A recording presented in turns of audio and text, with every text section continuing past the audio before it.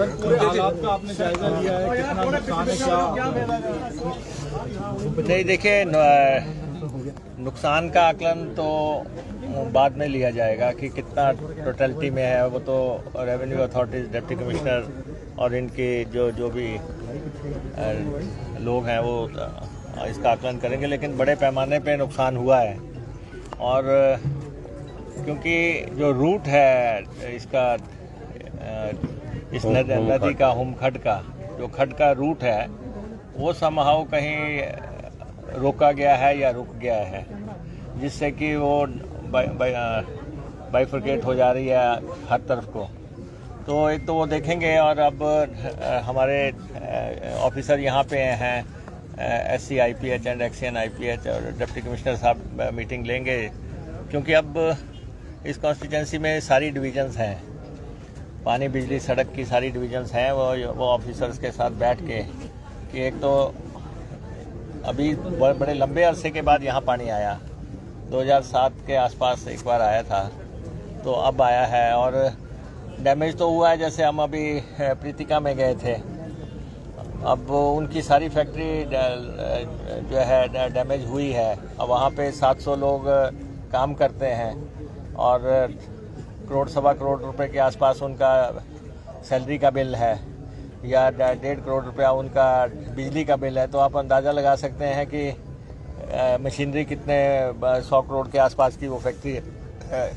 फिर आगे ये सरिये की फैक्ट्री है, और इंडियन ऑयल वाले यहाँ पे काम कर रहे हैं। अब लोगों के अपने अपने ग्रीवेंसेस हैं, अपने अपने तरीके से लोग बता रहे हैं। एक तो जो अब जैसे ये पेट्रोल पंप डैमेज हुआ है, और क्योंकि उस तरफ से जहाँ से खड का रूट आना है वो चौकड है, तो वो दूसरी तरफ भी आ गया। अब कुछ लोगों का कहना है कि ये जो खड का रूट है उस पे फैक्ट्रियाँ पड़ गई हैं और रूट ऑब्स्ट्रक्ट हो गया है।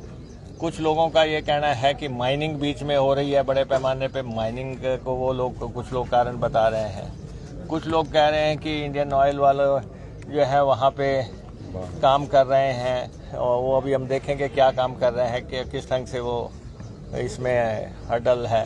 तो एक से कुछ जानकारी ये भी कुछ लोगों ने क्लेम किया कि कुछ लोग बह गए हैं, कुछ बच्चों की मौत। नहीं, वो तो देखिए, कल ऊना के लिए वैसे ही दुर्भाग्यपूर्ण दिन था।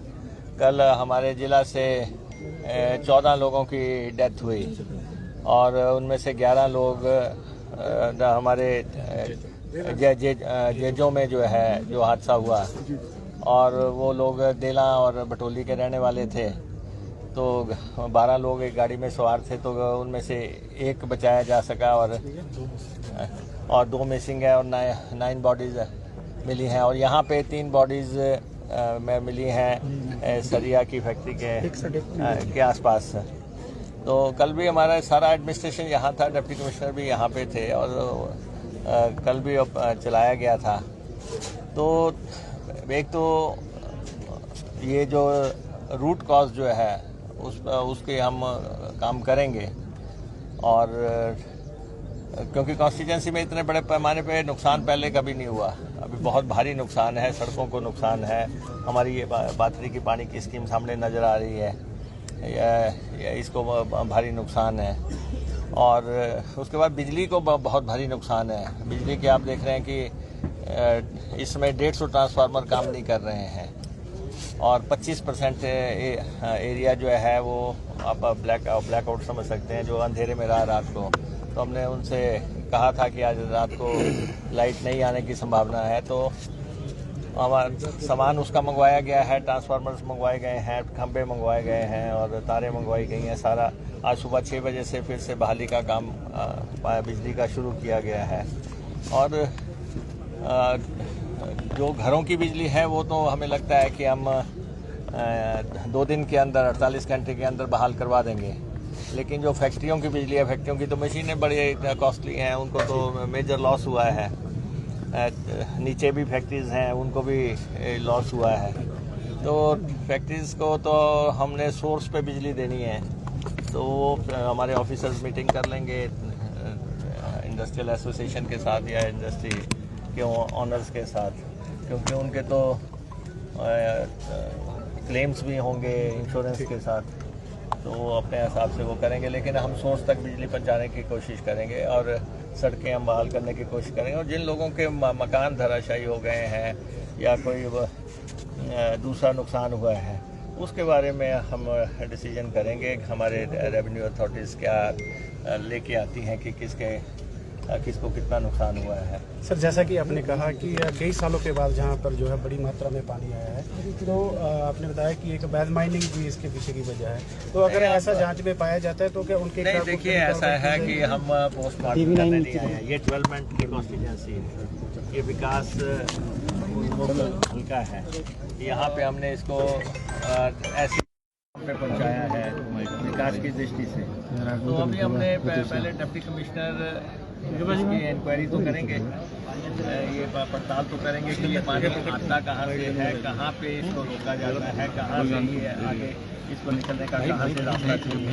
उसमें चाहे उसमें माइनिंग का फॉल्ट हो, चाहे उसमें जो है कोई फैक्ट्रियाँ हडल कर रही हों या कोई और स्ट्रक्चर बने हों, जो भी है पानी को तो फ्लो का हमें रास्ता तो देना ही पड़ता है। तो वो तो जैसे ही डिप्टी कमिश्नर अपनी रिपोर्ट सबमिट करेंगे और हम अपने डिपार्टमेंट्स के हिसाब से हम उस पर काम करेंगे।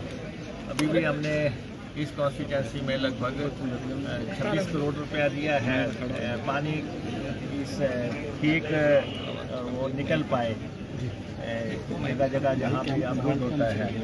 तो लेकिन मेजर काम हमारा इस समय, क्योंकि उस तरफ पानी रुकता था, पंजाबर साइड रुकता था, तो हमने उधर काम लगे हुए थे। अब इस तरफ ये बड़ा हादसा हो गया, तो हम करेंगे जो भी पब्लिक के हिसाब से कि दो पंचायतें हमारी इसकी जद में है, बातरी में और बातरी, इन दोनों का हमें देखना है। और ऊपर से भी जौनपुर और दुल्हड़ और एरिया भी नुकसान हुए हैं, तो हमारे ऑफिसर सारे लगे हुए हैं, सारे अफसर सारे। अब तो फुल फ्लेज्ड ब्यूरोक्रेसी यहाँ पे है, अफसरों की पूरी बैटरी यहाँ पे है और सब अपने विभागों यहाँ पे लगे हुए हैं।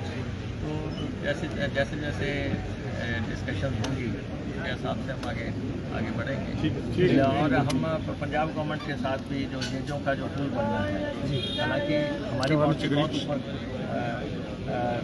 समाप्त हो जाती है, लेकिन हमारे लोग उस रास्ते को इस्तेमाल करते हैं। ये जो पुलिया से आगे जेजों का रास्ता है उसको हमारे लोग मेजॉरिटी इस्तेमाल करते हैं। जेजों किसी समय अंग्रेज़ों के समय में वो कमर्शियल एक्टिविटी का बहुत बड़ा सेंटर रहा। वहाँ पे रेल लिंक भी है और आने वाले समय पे वहाँ पे बल्क ट्रक पार्क भी लग रहा है। 2200 करोड़ रुपया जिस पे खर्चा होना है, जिसमें से 50% या यूनियन खर्चेगा और या 50% स्टेट खर्चेगी। तो इसलिए उस एरिया में किस ढंग से सारी चीज़ें सुरक्षित रहें वो हम देखेंगे। और कल उनके मंत्री जी भी आए थे डिंडवा जी, और उन्होंने कहा कि यहाँ पे पुल की कभी मांग रखी नहीं गई, तो वो पुल उन्हीं की बाउंड्री में है और उन्हीं के क्षेत्र में बनना है।